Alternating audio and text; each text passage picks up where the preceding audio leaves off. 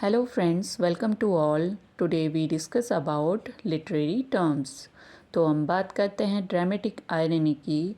When the audience knows more than the character, it is most commonly used in plays and dramas.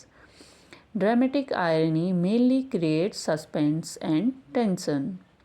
Example के through समझते हैं. Shakespeare का है Romeo and Juliet. इसमें audience जानती है कि जूलियट जिंदा है, लेकिन रोमियो नहीं जानता और लास्ट में वो आत्महत्या कर लेता है. अब हम बात करते हैं क्लाइमैक्स की. Climax is the most intense and important point of the story, the peak of conflict और emotion in a literary work. Conflict is decided what happened at the climax of the story. Climax is the most dramatic moment in a literary work where the main conflict reaches its highest intensity. इसे हम story structure के through भी जान सकते हैं. Exposition, जहाँ पर introduction आता है, राइजिंग एक्शन और फिर आता है क्लाइमैक्स जो पीक पे होता है. उसके बाद टेंशन कम होती है तो डाउनफॉल आता है. ठीक है. उसके बाद आता है कैटास्ट्रॉफी या फिर डिनाउनमेंट, जिसे रिजोल्यूशन भी कहा जाता है बाद में. अब हम बात करते हैं कोरस की. Chorus is a group of speaker in a play who comment on the action, express collective opinion and guide the audience. The concept of chorus originated in Greek drama. वैसे भी ग्रीक ड्रामा में chorus एक group of गाने वालों का group होता था, जो मतलब गा करके आगे की स्टोरी को नरेट करते थे या फिर उसे निर्देशित करते थे. ठीक है. अब हम एग्जाम्पल के थ्रू समझते हैं. शेक्सपियर का Henry fifth. In Elizabethan age, chorus widely used in English drama. अब हम बात करते हैं हमर्शिया की. Hamartia is the tragic flaw or error of judgment in a tragic hero that leads to his downfall. The term hamartia was introduced by Aristotle in his book Poetics. Hamartia is mainly reduced to tragedy. Examples है Macbeth. The hamartia of Macbeth is ambition. Hamartia does not refer to deliberate villainy. यहाँ पर हमर्शिया hero के villain होने को नहीं दिखाता है, जबकि ये दिखाता है उसके अंदर की बुराई को, जिससे वो क्या कर जाता है, गलत काम कर जाता है और उसके साथ ट्रेजिडी हो जाती है. अब हम बात करते हैं soliloquy की. Soliloquy is a dramatic device used mainly in drama where a character speaks his/her thoughts aloud while alone on stage. It helps the audience understand the inner feeling, motive, conflicts and plans of the character. Soliloquy is a speech in which a character talks to himself, herself, revealing inner thought that other character do not hear. Example है हेमलेट में to be और not to be. अब हम aside के बारे में समझते हैं. An aside is a short speech spoken by a character to the audience, unheard by other character. A character told inner thoughts, secrets or plan to the audience. Example के through समझते हैं हेमलेट और Othello. Othello में जो Iago character है वो पूरा ही asides के ऊपर बेस्ड है. Aside is generally shorter than soliloquy.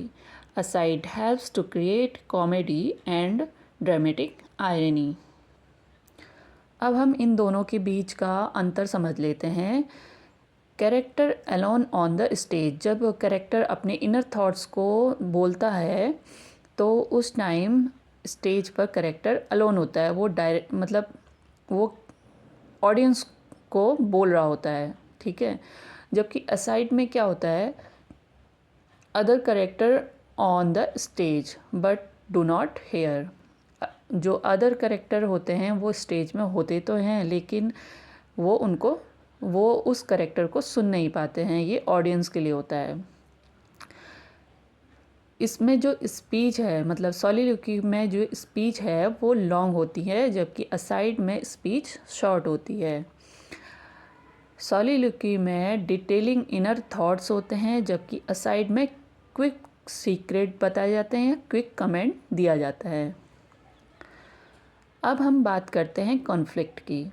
Conflict is the struggle between opposing force that derives the plot of a story or play.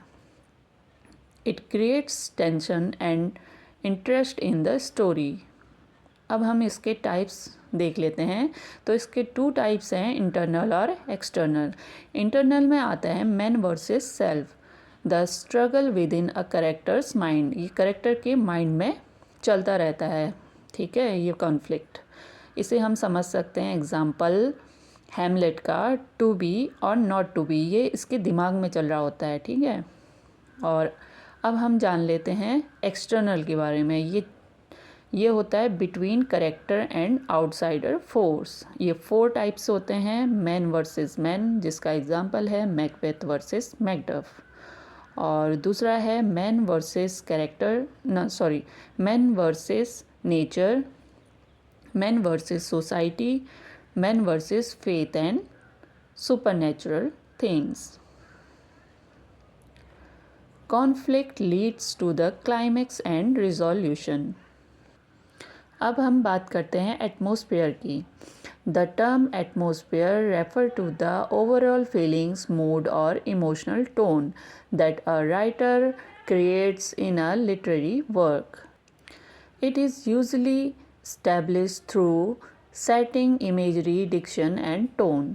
Setting के थ्रू जान लेते हैं the time, place and surrounding, can moods like gloom, fair, romance और cheerfulness. Imagery के types में समझ लेते हैं, इसमें है अपीलिंग टू द सेंसेस। तो सेंसेस के थ्रू समझते हैं sight, sound, touch, smell and taste. अब टोन से है serious, humorous, sarcastic, melancholy. Diction, words with emotional weight and influence mood. इन्हीं सब के थ्रू हम एटमॉस्फेयर को बताते हैं, ठीक है। जो राइटर्स हैं वो एटमॉस्फेयर के बारे में बताते हैं। अब हम टाइप ऑफ एटमॉस्फेयर के बारे में बात करते हैं। तो पहला है मिस्टीरियस एंड सस्पेंसफुल, जिसमें फॉग और अननोन थ्रेड्स को दिखाया जाता है, जिससे मिस्टीरियस और सस्पेंसफुल दिखता है, ठीक है, राइटर्स में। रोमांटिक एंड पैशनेट, इसमें आता है सॉफ्ट मूनलाइट, ब्लूमिंग फ्लावर। इसी से कैसे पता चल रहा है कि ये बहुत ही रोमांटिक है। Horror and gothic, haunted mansion, creepy sound. Joyful and light hearted, इसमें दिखाया जाएगा जैसे सनी मेडोज, लाफ्टर, ठीक है। उसके बाद मेलनकलिक यानी या फिर इसे कहा जाएगा ट्रेजिडिक, इसमें रेनी स्ट्रीट और डेजर्टेड रूम को दिखाया जाता है, जिससे ये सभी एटमॉस्फेयर को बिलोंग करते हैं।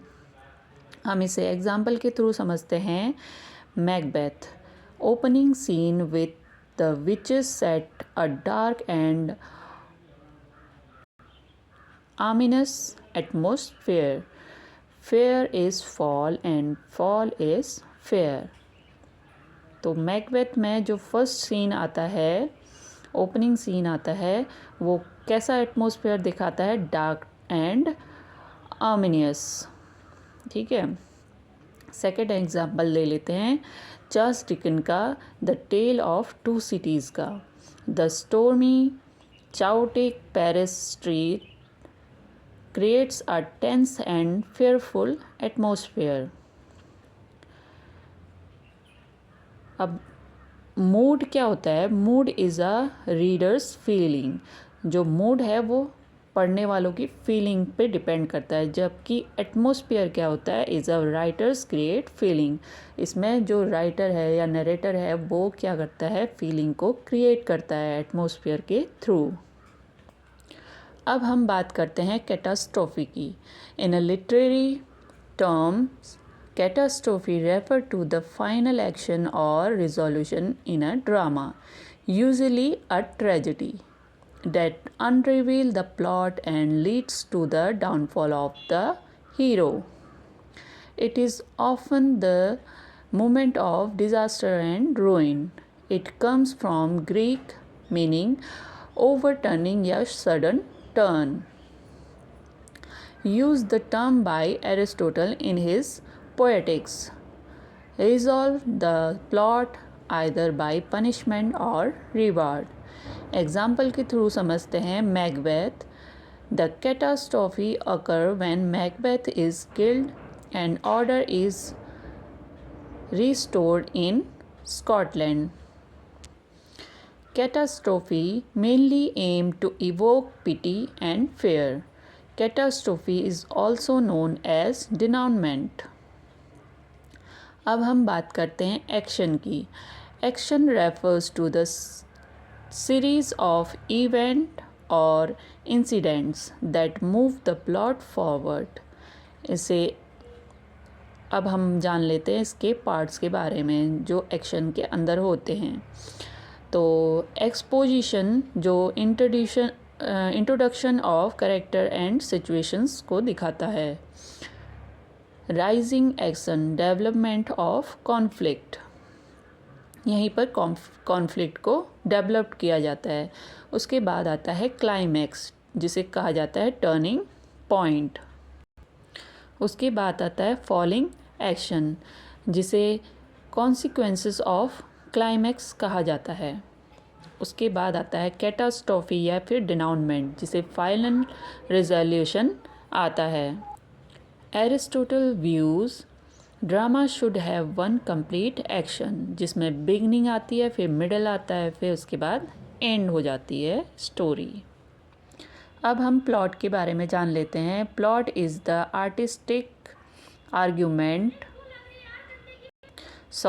Arrangement of events. It has planned structure and logical event. Plot ये बताता है कि why it happens. Aristotle views plot is a soul of tragedy. उन्होंने ये भी कहा है कि plot is the imitation of action. इसका मीनिंग है plot is the design of action. Action के जो पार्ट होते हैं वही पार्ट प्लॉट के भी होते हैं। अब हम इसे कंपेयर करके जान लेते हैं।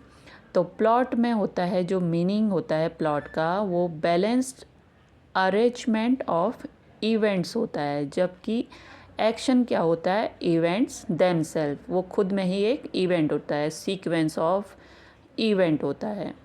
ठीक है। इसका नेचर कैसा होता है प्लॉट का? स्ट्रक्चर एंड डिज़ाइन, जबकि एक्शन का होता है मूवमेंट एंड प्रोसेस। और फोकस किस बात पे किया जाता है कि वाई इट हैपन्स, और जबकि एक्शन में क्या होता है? What happens.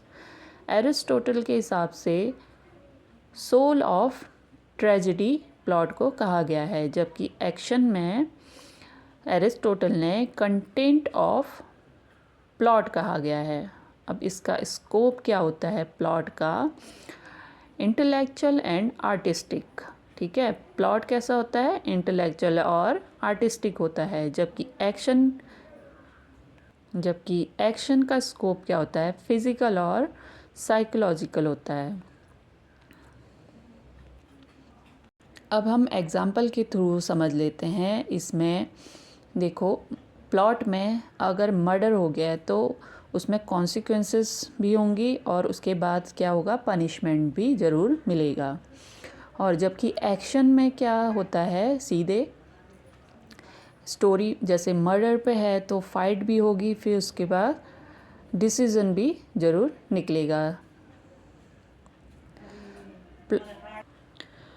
Plot is the artistic arrangement of events while action is sequence of event. Plot कैसा होता है? आर्टिस्टिक अरेंजमेंट होता है ऑफ इवेंट्स का, ठीक है। जबकि एक्शन क्या होता है?